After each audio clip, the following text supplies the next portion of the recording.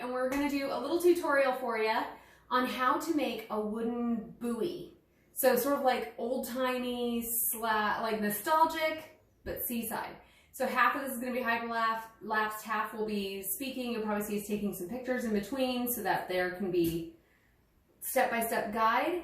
But first we're going to start by finishing our base, literally just cake rounds, paper tape, 3 dowels that are shorter, 1 that's longer. I'll measure those for you a little bit later. We're just going to tape them up through the top. We have some bubble tea straws for other internal structure for the lower, because it's going to be really tall and we don't want this guy to tilt. We're going to fill a little bit of hot glue down into the base of this. And then we have assorted paintbrushes and texturing things, and we'll go from there. Each new step will show you what we're doing and explain. I know, I'm chatty. Shut your face. It's time to get nautical. Oh my God, your dad jokes are getting so bad. It wasn't a joke, that's what we're doing. We're making a nautical buoy. For those guys out there that might be watching, keep it simple.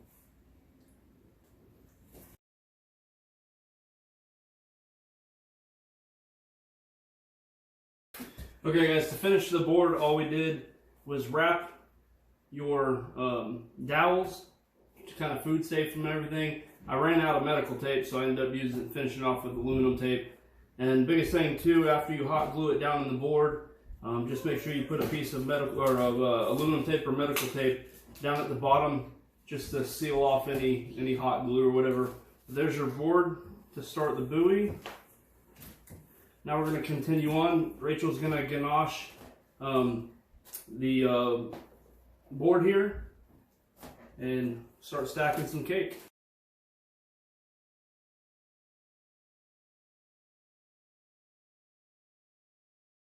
Okay, so we've taken 2 bubble tea straws and literally just cut the tips off of them. Brought them right to the side, used our scissors and snipped right at the edge, and then pressed them down in 2 different corners. Because this is so small, we really don't need to have a ton of support in this. But because it's going to be really tall, we need to continue our support up higher, because this sucker is going to get tall. We will need a cake board, and because our cake squares are 4" by 4" by 2". We need to have a small board that can fit it.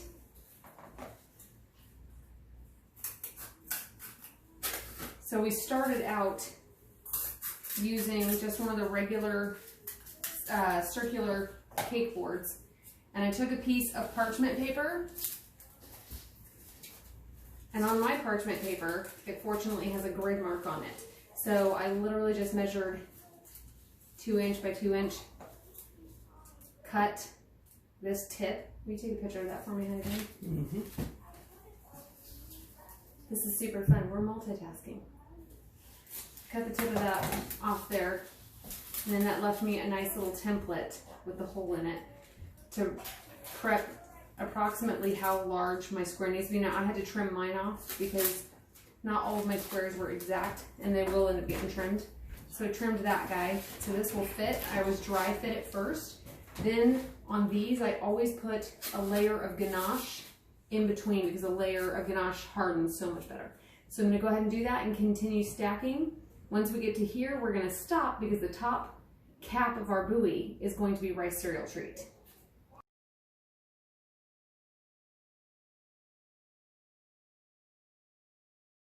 So I changed my mind. I don't like the look. That's my prerogative. So it's too tall, too skinny. It needs to be short and fat, the way I envision it. So I'm cutting the tip of this off, and then we're gonna cut this guy down and go from there. So if you see me whittling away, I'll explain what we're doing. But that's why it went from being really tall and skinny, as you just watched, to being much shorter and stumpier. So Matt was just asking me why I didn't just turn it off, take care of it, and just go back and redo the intro where we explained how tall it was going to be, blah, blah, blah.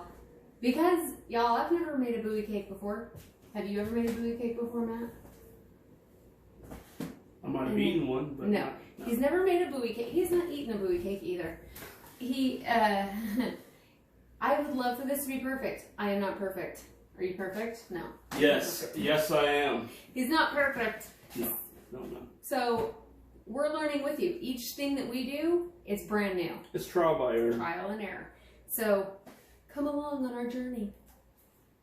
Anyways, that was all I wanted to say. We could be super profesh and edit it, but we don't want to. But we're not. Because we're not profesh. Just wanted to stop also the hyperlapse and tell you, I have weird hands. I'm aware, just so we're all tracking. I catch myself in the video going, I know, sorry. Okay, so the next step we're going to taper off these sections. Made it too tall, so obviously now we don't even need to use Rice Krispie treats. Hey! But the easiest way to do this to kind of get your a roundabout ballpark of what you're going to trim off is by making little striations in the cake about whatever size you're trying to make it. So you can use your knife, your serrated knife or whatever. Just gently tapped it into the ganache to give ourselves a little line all the way around. And we're sorry the table is completely wonky over here. But you get your height of where you're wanting to trim it off at, and also you can make your angles. Same thing with the knife. Just to give yourself somewhere to start with. Trim at an angle, not right from the center, because the tip of this has to have sort of a bit of a square tip on top, so it doesn't come to a perfect pyramid type shape. So you're gonna trim both sides, then turn it and trim the other two sides. Then we'll go back, ganache it, stick it in the fridge and let it get really, really hard. This does not have to be perfect. We're making a battered, old, weathered buoy, something that's been knocked around in the water for forever. It's supposed to be warped and crazy looking, and that is the best thing that you can do, is not even worry about the ganache being perfect. And you'll see that also once you get to the decorating phase, once you start putting your modeling chocolate on and you're weathering it and doing your weathered wood look. So you don't want it to be perfect. If it was perfect, then it wouldn't look like what we're trying to to make. So yeah. So enjoy the rest of the video. We'll get to the actual fun decorating part in a minute here. Right now we're just carving, which is always the scary part. Carving is scary.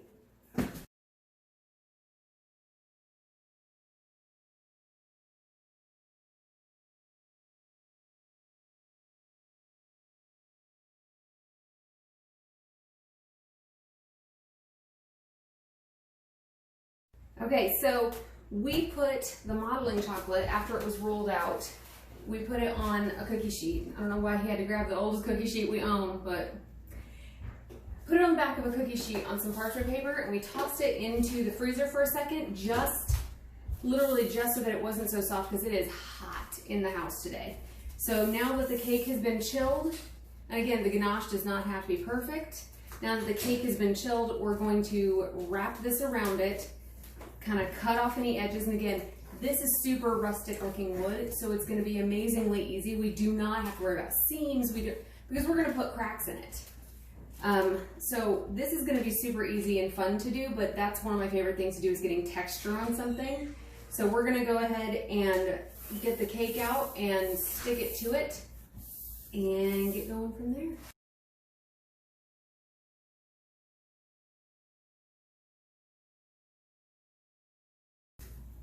Okay, so once we got the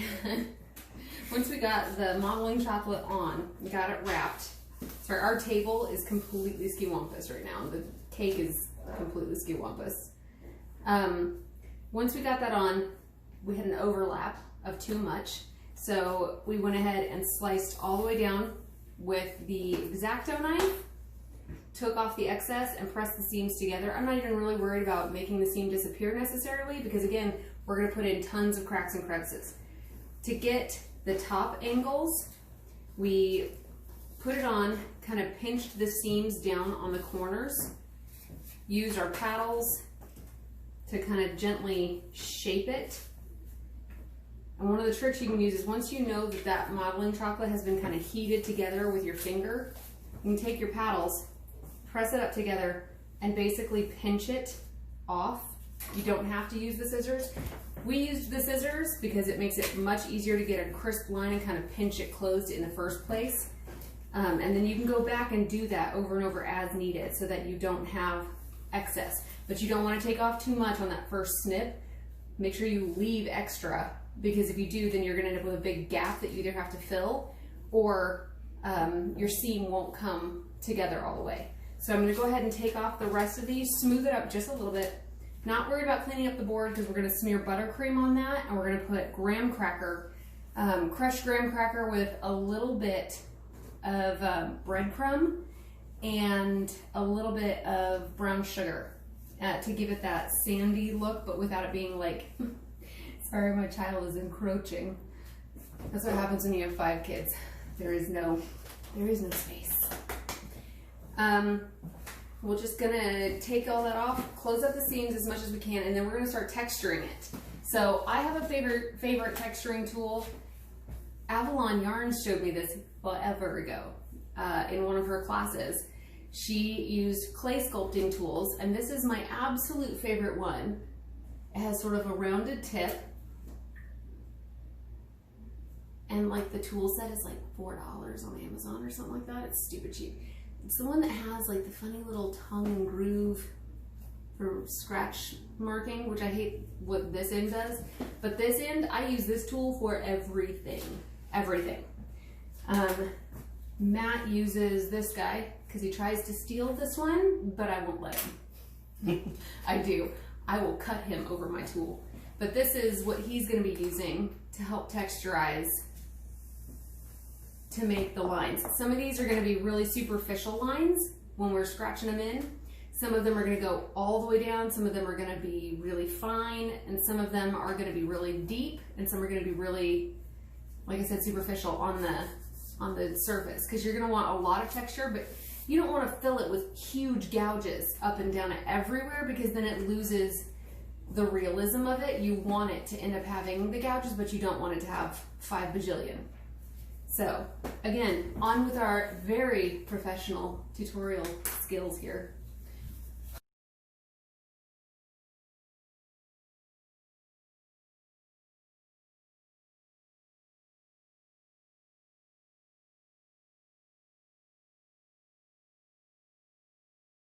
Okay, so our buoy is going to have a rope coming out of it from here.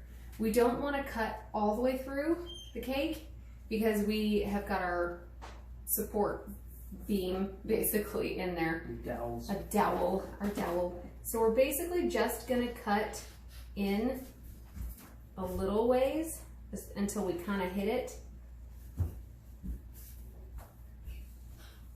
And then smooth that edge. And then do it from the other side.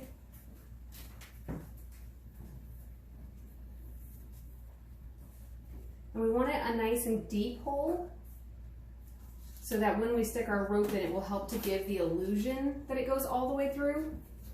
I mean, if we wanted to be able to see all the way through, we could. We can press the cake the rest of the way through there, but then you will see some of the stick, unless you're very careful with the placement of your rope, which I plan to be. Because cake decorating is all about thinking on the fly and being flexible. So, using the heat of your hand, your fingers, you can smooth any of this modeling chocolate out that you want to.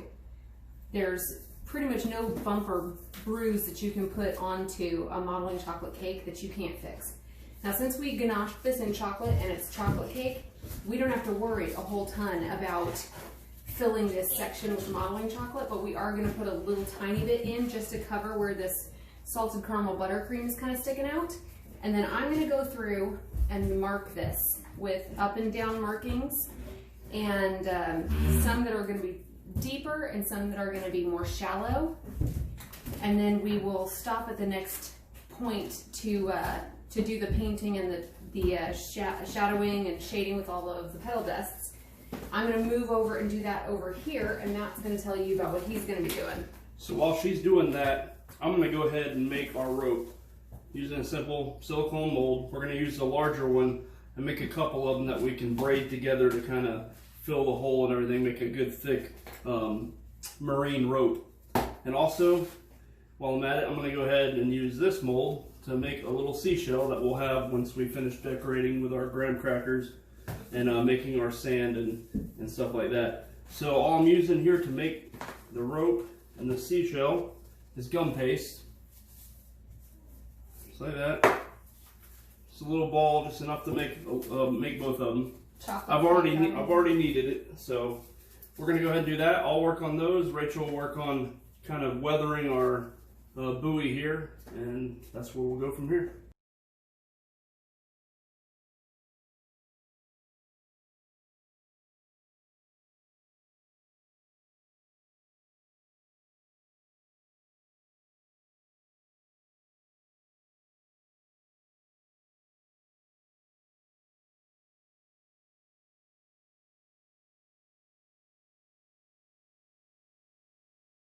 Okay, now that we've got all of our cracks and crevices put onto this, we're ready to move on to the dusting phase to give it more life and more depth. And even though it doesn't really need it, I like things that have a little bit of like an undertone to it. So I'm going to start with a little bit of a really, I really could not tell you what color any of my petal dusts are anymore because I moved them from their original tubs into these little tubs for organization's sake, and so I don't know what the names of any of these colors are. But I'm using... It's a sky blue, baby bluish. Yeah, it's not really baby blue. It's more like peacocky. I don't know. Somewhere in between turquoise and teal. And I'm just going to give a few spots a hit with this blue for some undertone color in a few places. Then we're going to use parchment paper and tape off a couple of areas, and we're going to put a white stripe and then a red stripe.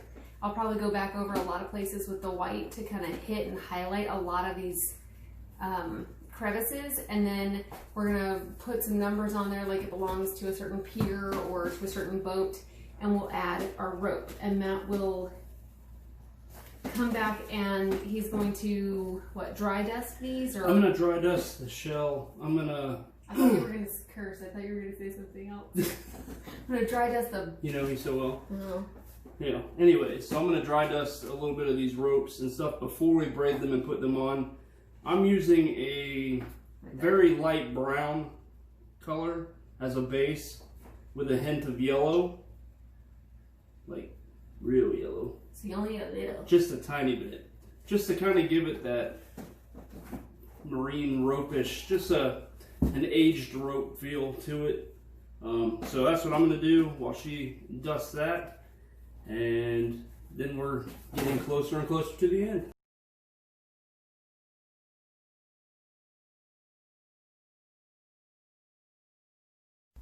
Okay, so I'm using a parchment paper collar.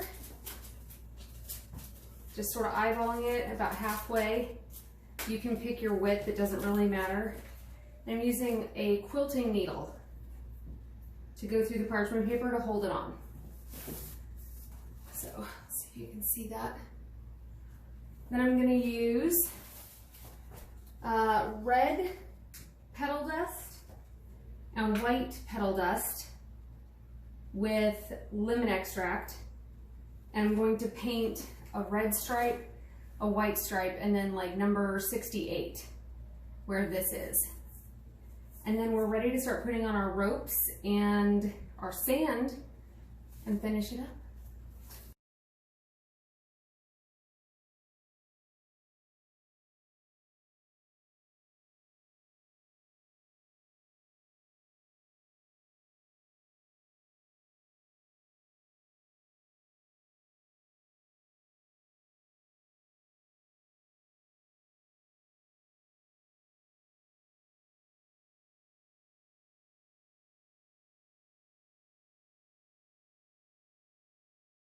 Okay, so to finish up with this tutorial and with this cake, we are going to go ahead and put the final touches on there. As you can see, we put a cake sheet pan with a baking rack inside of it to set the cake on. That way, when we go to put our graham cracker on, we can easily spread it out and it'll fall down and makes for easy cleanup. But first of all, Rachel's going to put a lightly frosted coat of ganache down on the bottom of the board to kind of help catch the graham cracker and everything. So that's what we're going to do here first. We're going to frost the board, put the graham cracker on, throw in our seashells, and that'll be it. We're going to add a little bit of piping gel too, probably just to give a little hint of moisture. Moisture. Because we all know I love the word moist. Enjoy the rest of the video. Moist.